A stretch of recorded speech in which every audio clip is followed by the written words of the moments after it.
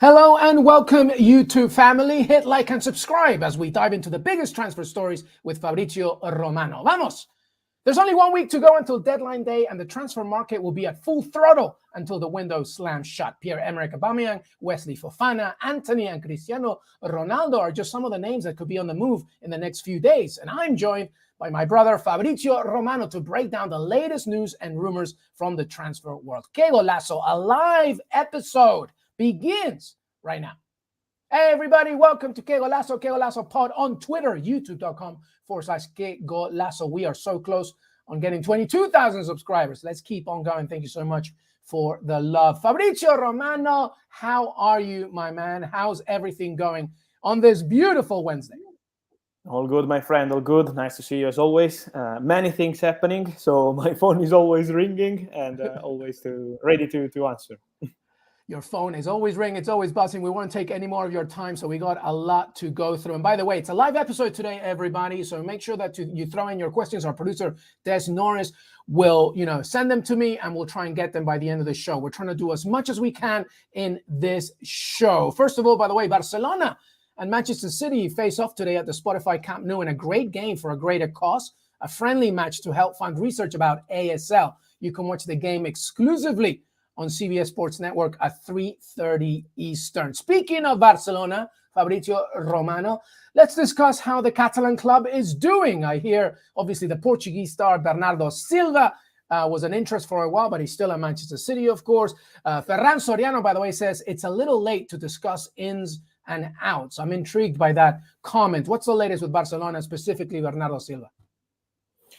The latest with Barcelona is that they have to register Koundé. There is nothing else for Barcelona that will happen before registering Koundé. So a lot of rumors, and it's normal because they want to try to do something else, like the left back with Marcos Alonso, the right back with Joan Foyt from Villarreal. They have many targets, but the priority now is to make room in the salary structure and register Jules Koundé. So the priority for Barcelona is only to proceed with that deal, with the possibility of selling maybe Aubameyang to Chelsea. There is a negotiation ongoing, trying to understand what happens with Memphis Depay, because now Juventus are focusing on Arkadiusz Milik more than on Depay after they missed out on the deal for Adrien Rabiot to Manchester United, and this is why Milik is a cheaper option, but it's a problem for Barcelona because they needed to free some space also with Memphis Depay to Juventus. So the priority for Barca is to register Jules Koundé as soon as possible. The player is waiting. Barcelona are pushing to find a solution, but as mentioned, it's not so easy. So Bernardo Silva has always been the dream of Barcelona this summer, has always been the dream signing for Xavi in the midfield, but with Frenkie de Jong at the moment still on the same position, staying at Barcelona with his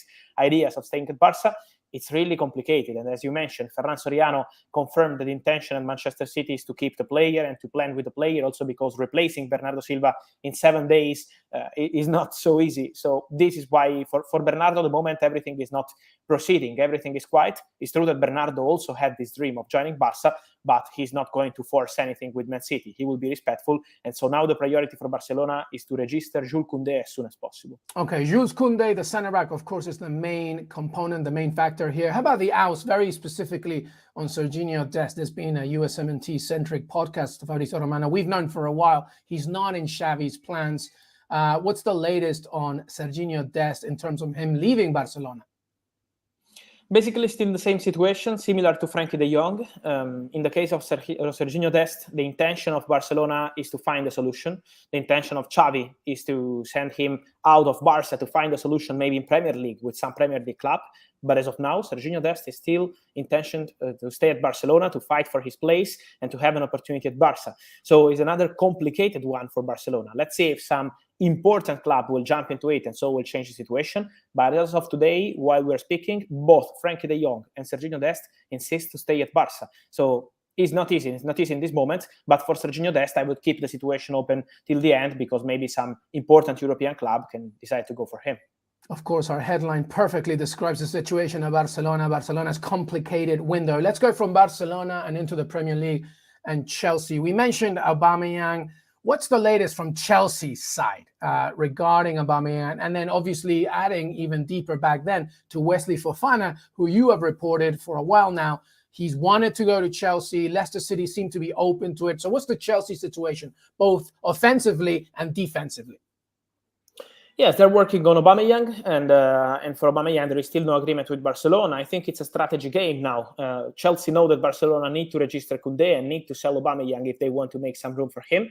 But at the same point, Barcelona know that Thomas Tuchel priority is Pierre Aubameyang, and that Chelsea are really interested in Aubameyang as priority target. So it's a strategy game. The bid is around 15 million pounds plus some add-ons. Barcelona always ask it around 30 million euros, no less than 30 million euros. So there is still no agreement between the two clubs, but they are in direct contact. Also today, there will be new contacts. So let's see if they can find a way or not. Personal terms are agreed since last week between Aubameyang and Chelsea. And same with Wesley Fofana. There is an agreement between Wesley and Chelsea since long time. Wesley Fofana is desperate to join Chelsea. He wants to join Chelsea as soon as possible. He's obsessed with Chelsea move. He's his dream move, and so this is why he's insisting with Leicester. But at the same point, still no full agreement between Leicester and Chelsea. The third bid was 70 million pounds with some add-ons included, not accepted. So at the moment, the deal is still not agreed between clubs. But the feeling internally at Chelsea is that they will try again this week for Fofana. They want him. Fofana wants Chelsea. And so both Aubameyang and Fofana are two priority targets for Chelsea for these hours, next days, and the end of the window. A lot of money being thrown around here from Chelsea. Let's add another one to the mix here. Anthony Gordon from Everton. Tebeogo, I'm sorry, CFC says, do you feel Fofana and Gordon will end up being at Chelsea Football Club? You've already answered Fofana.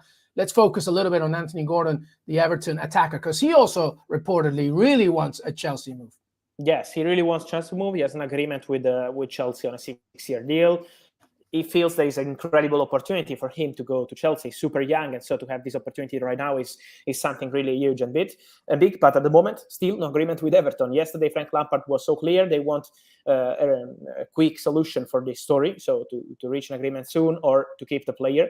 Everton are still not accepting 60 million pounds add-ons included. Maybe the add-ons structure could be important to understand if they can find an agreement, or maybe to include some player, because we know that Frank Lampard is a big fan of many of the young talents at Chelsea, like Gallagher or Armando Broja. So let's see if they can find a way with some player included. But as of now, it's still under discussion between the two clubs, and the player is pushing. Gordon would love to join Chelsea. He will be respectful with Everton. I would say, for example, Wesley Fofana is desperate to go to Chelsea. Gordon is still dreaming of Chelsea, but he's really respectful with Everton. So it's kind of different situation on player side too. But I feel that Chelsea will push again for Gordon, for Fofana, and for Aubameyang in the next hours, days. And a great stuff for Gordon if he can do it. Obviously, he wants Champions League football, and even a big opportunity for him to join the England national team ahead of the World Cup. Speaking of the Spanish-English transactional business, let's go back to La Liga for a second. The team that perhaps we haven't. Des Norris reminds me, very well said. Yes, thank you, Des. I think we have a question actually just before we leave Chelsea. There is a big news here. Well, I guess in terms of the rumor mill, Fabrizio, I don't know how true this is, but Rafael Leao seems to be a big objective here for the Blues as well. Do you have anything there? I think that it's going to be really difficult to sign Rafael Leao, honestly, with 7 days left, so 8 days left on the window. Really difficult because he has a release clause, 150 million euros. He's the most important player in a AC Milan team, and so if they want to sign him, they have to pay the release clause or nothing. So at the moment, it's not something that is like a negotiation with Milan or with the player. He's appreciated by Chelsea since a long time. Thomas Tuchel, big fan, but at the same point, they need to pay the release clause, and at the moment, we are not at that stage. They are focused on different targets. And let's not forget AC Milan, have their own objectives. Champions League, of course, coming into the frame as well. All right, let's move to Atletico Madrid here. Fab, I'm really confused for a little.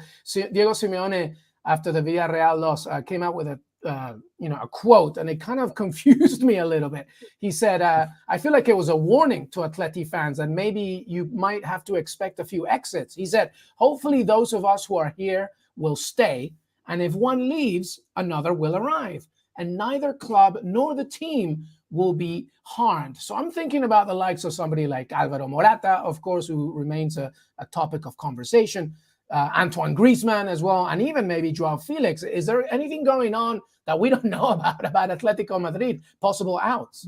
I think that Simeone said that because it's true that this summer Atletico Madrid received an incredible amount of proposals for their best players. For example, Chelsea wanted Marcos Llorente in July and they refused a proposal, but also the player wanted to stay at Atletico Madrid. But Joao Felix with Manchester United approach, not official bid, but an approach, and they said no. Mateus Cunha, a proposal from Manchester United, and they said no. Yannick Carrasco, many clubs approached them, and Atletico Madrid always rejecting proposals. Alvaro Morata, you mentioned him, but also Renan Lodi was a target for Manchester City before signing Sergio Gomez and Atletico Madrid, and the player said no. So Fab, Simeone is like a superhero, just going just rejecting transfer after transfer. No, this is why exactly. This is why he's mentioning. I think that it could happen. It could happen because we know that sometimes in the market you receive crazy proposals.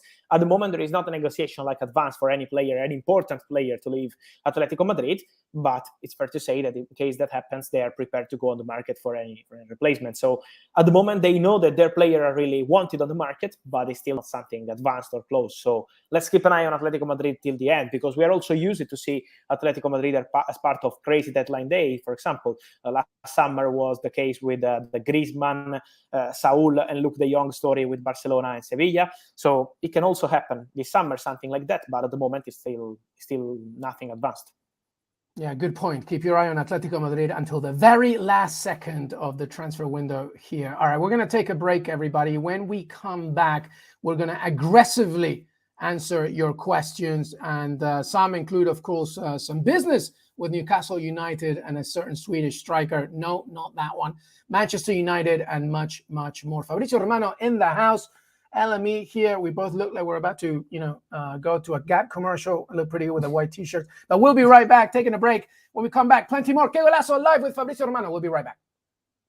Be specific. Does she seem the same as you remember, or different?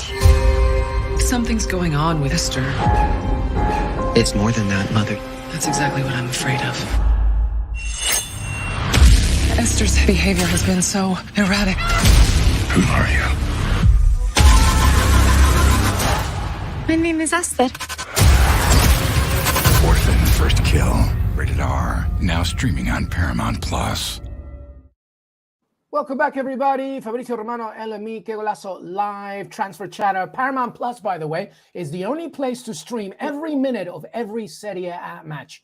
And you can quickly and easily sign up for your very own account right now with a free 1-month trial by going to paramountplus.com/Italy. paramountplus.com/Italy. Just click the try it free button and use promo code Italy for instant access to the best Italian club soccer, available across all of your devices. Visit paramountplus.com/Italy and start streaming today.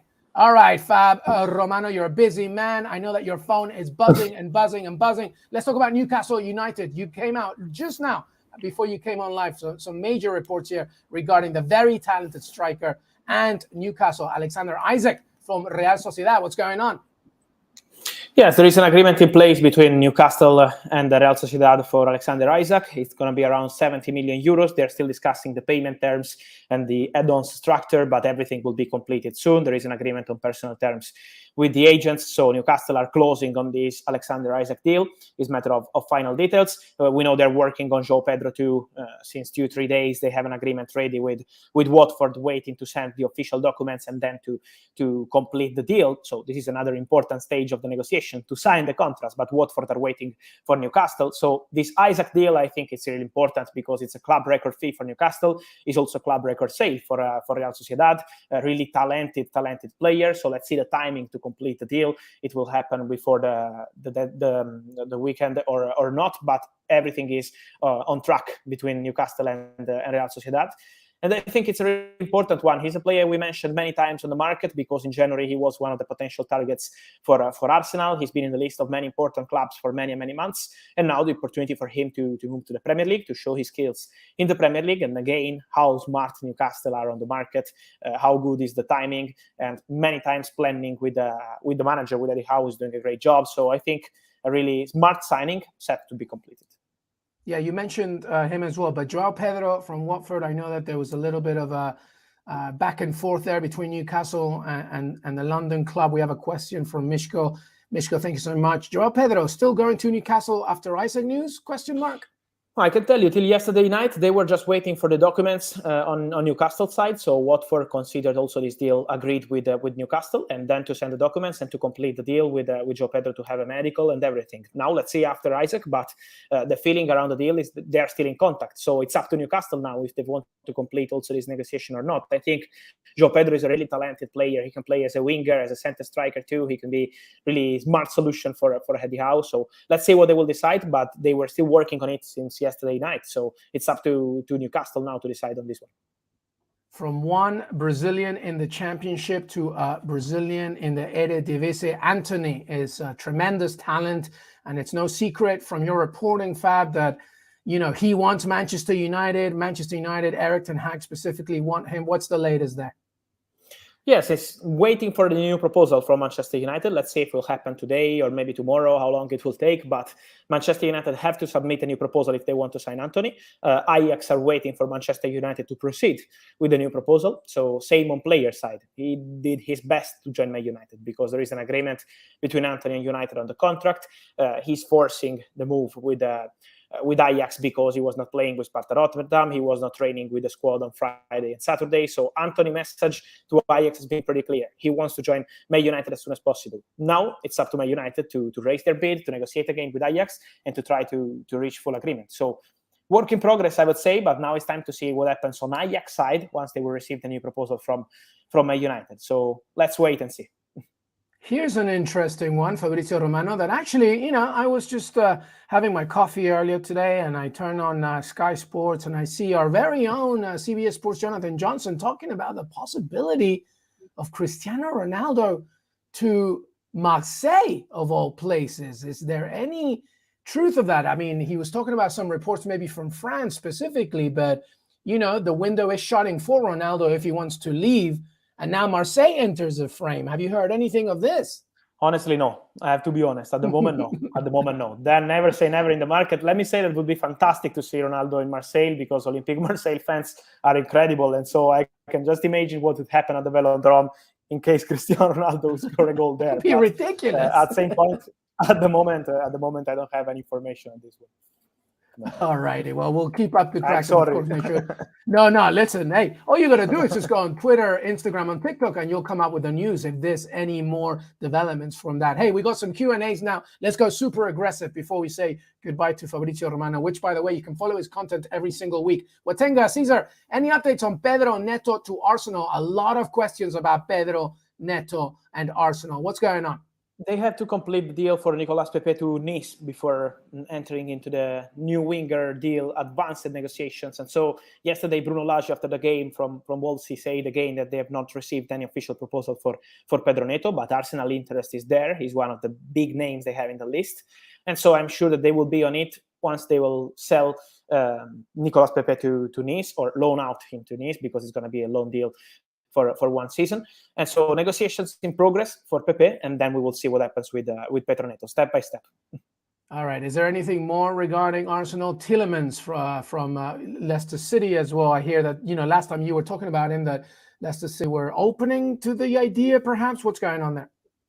He's always the same, waiting for an official bid since May. So it's up to Arsenal. At the moment, there is no official bid. The player would be happy to join Arsenal, and Arsenal have his name in the list. But as of now, there is no official bid from Arsenal. So we have to wait and see if they will decide to jump into it at the end of the market. Maybe it could be a strategy, or if they will go for different players. But at the moment, there is not a negotiation between Leicester and Arsenal for Tielemans. So remember, Arsenal fans, it could be done, but it's up to Arsenal at this point to meet up the demands of what Leicester City wants. Des Norris, do we have any more questions regarding Arsenal's transfer window, or perhaps from any other club? Nothing on Arsenal. All right, well, very quickly here, let's talk about Leeds United for a second. We did touch on this earlier in the week, of course. Such a great win against Chelsea. Are there any more permutations since you started talking about Leeds United? Is Jesse Marsch looking for anybody else? Yes, for a striker. As we mentioned last time, they are looking for a potential opportunity if they find a new striker with Gnonto, who could be a possibility. But it's not something imminent at the moment. It's something that I feel they could go to the final days of the window if they find the right opportunity at the right price. They are really happy with the market they had this summer, with the impact of the squad with this new Premier League season. So I think at the moment it's not something imminent. Gnonto remains a possibility, but not the only one. They are looking for a striker, no longer for a left back. They used to look for a left back because they were not sure of Junior Firpo conditions, but now he's coming back. They're really happy with the squad they have, and so only for a striker. All right. Well, this is the Aston Villa minute here. Anything there going on with Villa? Oh, Moussa Dembele, Desnor is asking. No, let me ask Villa first. What's going on there? Obviously, we were talking about how there's possibility. Well, first of all, the Diego Carlos absence. Are there any further advancements regarding a possible search for a new center back, whether that's permanent or, as I believe, a loan? Yes, could be a loan. They are still exploring the market. It's not something close, but we know how Aston Villa work. It was the same with Ismail Assar. They are really under the radar, and then they jump into the right deal. So for sure, as Steven Gerrard mentioned yesterday, they will go for a centre-back. They are looking to include also some creativity to the squad. And so I think 2 signings before the end of the window is what Aston Villa want to do. Still nothing advanced or close, but they want a centre-back. They are exploring the market. Many centre-backs have been offered to Aston Villa. So let's see what they will decide. Yeah, and then Steven Gerrard said it himself yesterday after the win over Bolton. There's some business trying to be done before the end of the window. All right, 2 players here for you. Moussa Dembele. A lot of attention on him. Is there any more advancements regarding the French star and anybody interested? No, honestly, no. Many clubs always in the rumors for Moussa Dembele, but at the moment it's not something close or imminent. I think Man United have different priorities, like Antony, the second goalkeeper. Let's see for the right back what happens. And also for other clubs, rumored around him, still nothing close. But it's the typical name that we have to watch till the end of the deadline day, because it could be a possibility, but as of now, still nothing close. How about Zaniolo to Tottenham? Antonio Conte looking to strengthen his squad before the end of the window. Anything there? Or Traore as well? I don't see Roma selling Zaniolo now. He's also injured for the next month, so I think it's a complicated one as of now for Zaniolo, and he has to discuss a new deal with Roma. So at the moment, it's still something quiet. Okay, guys, we had a question about Memphis Depay to Juventus, but Fabrizio did answer it already regarding it all really depends on Barcelona trying to figure it all out. Obviously, there's a lot of business that has to be done, right, Fab, internally with Barca for Memphis to do anything at Juventus. Yes. So please make sure that, rewatch this, reread this, and come up with more creative questions. Memphis Depay, we know the situation. All right. Well, let's finish off with Fabrizio Romano. Make sure to follow him on Twitter, Instagram, TikTok, CBS Sports, as well as Fab, gets ready for a very busy week. Before we leave you, Fab, anything that we should be paying attention to that we're perhaps not? Yes, I wanted to mention Cody Gakpo, because we're always mentioning Antony for Manchester United, but they're still in contact also with Cody Gakpo agents. Nothing will happen today because of the Champions League qualifying game, important for PSV with Rangers. But I think later in the week or maybe next week for Man United remains a topic, Cody Gakpo. There is not a negotiation with PSV and Owen, but still in contact with his agents. I think Man United want to be prepared in case any problem on Antony deal to go for Cody Gakpo. And so both Gakpo and Antony are 2 players that Manchester United are working on, 2 negotiations ongoing, and so we have to keep an eye also on Cody Gakpo, not just on Antony. All righty. Well, that's it. Fabrizio Romano, thank you so much for being part of the show. Make sure to follow him at Fabrizio Romano on all social accounts and CBS Sports. Fab, thank you so much, my friend. Thank you, my friend, as always, and see you soon later in the week on Qué Golazo. Absolutely. See you later, everybody. Make sure to follow Fabrizio Romano at LM Echegaray. Qué Golazo pod on Twitter, youtube.com/Qué Golazo. We got plenty more to come, including our weekend preview and our live Champions League draw, by the way, which is tomorrow, of course, and weekend recap and so much more. Have a fantastic rest of your day, rest of your week, and we'll see you next time. Till then, bye-bye.